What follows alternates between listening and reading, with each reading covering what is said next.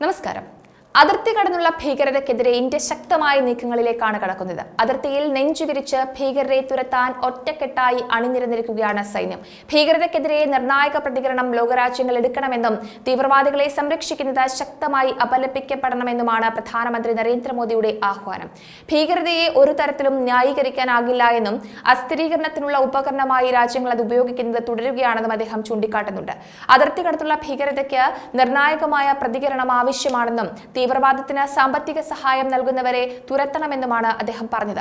പ്രധാനമന്ത്രി നരേന്ദ്രമോദി വിശ്വസനീയവും സുസ്ഥിരവുമായ വിതരണ ശൃംഖലകൾക്ക് കൂടുതൽ ഊന്നൽ നൽകുകയും ആഗോള വളർച്ചയുടെ എഞ്ചിനുകൾ വർദ്ധിപ്പിക്കാനും ആഗോള സമ്പദ് വ്യവസ്ഥയെ ജനാധിപത്യവൽക്കരിക്കാനും സഹായിക്കാനും മേക്ക് ഇൻ ഇന്ത്യക്ക് കഴിയുമെന്നും പറഞ്ഞിരുന്നു. ബഹുരാഷ്ട്ര സംവാദം ശക്തിപ്പെടുത്തൽ, സുസ്ഥിര സമാധാനത്തിനും വികസനത്തിനും വേണ്ടിയുള്ള പരിശ്രമം എന്നതായിരുന്നു പ്രധാന വിഷയം. ലോകം യഥാർത്ഥ ബഹുധ്രുവത്തിലേക്ക് നീങ്ങിക്കൊണ്ടിരിക്കുകയാണെന്നും ഷാങ്ഹായ് കോർപ്പറേഷൻ ഓർഗനൈസേഷൻ കൂടുതൽ പ്രാധാന്യം അർഹിക്കുന്നുണ്ടെങ്കിലും അതിന്റെ യഥാർത്ഥ മൂല്യം അംഗങ്ങൾ തമ്മിൽ എത്ര നന്നായി സഹകരിക്കുന്നു എന്നതിനെ ആശ്രയിച്ചിരിക്കുമെന്നും പ്രധാനമന്ത്രി മോദി അഭിപ്രായപ്പെട്ടിരുന്നു. ലോകം നിലവിൽ ഭൗമരാഷ്ട്രീയ പിരിമുറുക്കങ്ങൾ, ഭൗമ സാമ്പത്തിക ശക്തികൾ, ഭൗമ സാങ്കേതിക മുന്നേറ്റങ്ങൾ എന്നിവയാൽ നയിക്കപ്പെടുന്ന അഗാധമായ മാറ്റങ്ങൾ അനുഭവിക്കുകയാണ്. അവയ്ക്കെല്ലാം വ്യാപകമായ പ്രത്യാഘാതങ്ങളുമുണ്ട് എന്നതാണ് ഒരു വസ്തുത. തീവ്രവാദത്തിന്റെ വെല്ലുവിളികൾ അത്യന്തം സങ്കീർണമായ പാതയാണ് തുറന്നിടുന്നത്. ഭീകരതയ്ക്കെതിരെ പോരാടുന്ന കാര്യത്തിൽ ഇന്ത്യക്ക് ഇരട്ടത്താപ്പില്ലെന്നും പ്രധാനമന്ത്രി തറപ്പിച്ചു പറയുന്നുണ്ട്. അതിർത്തി കടന്നുള്ള ഭീകരതയെക്കുറിച്ച് പാകിസ്ഥാന്റെ നീക്കങ്ങളെ ചൂണ്ടിക്കാട്ടി അദ്ദേഹം കുറ്റപ്പെടുത്തുന്നുണ്ട്. പല അംഗരാജ്യങ്ങളുടെയും വെല്ലുവിളികളിൽ തീവ്രവാദം തീർച്ചയായും മുന്നിലായിരിക്കുമെന്നും പറയുന്നുണ്ട്. അസ്ഥിരീകരണത്തിനുള്ള ഒരു ഉപകരണമായി തീവ്രവാദത്തെ രാഷ്ട്രങ്ങൾ ഉപയോഗിക്കുന്നത് തുടരുന്നു എന്നതാണ് യാഥാർത്ഥ്യം. അതിർത്തി കടന്നുള്ള ഭീകരതയെക്കുറിച്ച് ഇന്ത്യക്ക് വ്യക്തമായ അനുഭവങ്ങളുണ്ട്. ഏതെങ്കിലും രൂപത്തിലോ പ്രകടനത്തിലോ ഉള്ള ഭീകരതയെ ന്യായീകരിക്കാനോ അംഗീകരിക്കാനോ കഴിയില്ല എന്നതാണ് വാസ്തവം.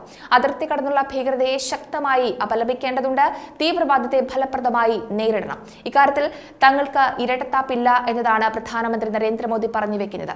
ഒന്നിലധികം വിശ്വസനീയവും പ്രതിരോധ ശേഷിയുള്ളതുമായ വിതരണ ശൃംഖലകൾ സൃഷ്ടിക്കുക എന്നതാണ് ഇന്നത്തെ ആവശ്യം. മേക്ക് ഇൻ ഇന്ത്യക്ക് ആഗോള വളർച്ചയുടെ എഞ്ചിനുകൾ വർദ്ധിപ്പിക്കുവാനും സഹായിക്കാനും കഴിയും എന്നതും കൂട്ടിച്ചേർക്കേണ്ടതുണ്ട്. ആഗോള സമ്പദ് വ്യവസ്ഥയെ ജനാധിപത്യവൽക്കരിക്കുക, ശേഷി വർദ്ധിപ്പിക്കുന്നതിൽ മറ്റുള്ളവരുമായി, പ്രത്യേകിച്ച് ആഗോള ദക്ഷിണേന്ത്യയിലെ രാജ്യങ്ങളുമായി പങ്കാളിത്തത്തിന് ഇന്ത്യ തുറന്നിരിക്കുന്നു. ഇതാണ് പ്രധാനമന്ത്രി പറഞ്ഞ മറ്റൊരു യാഥാർത്ഥ്യം.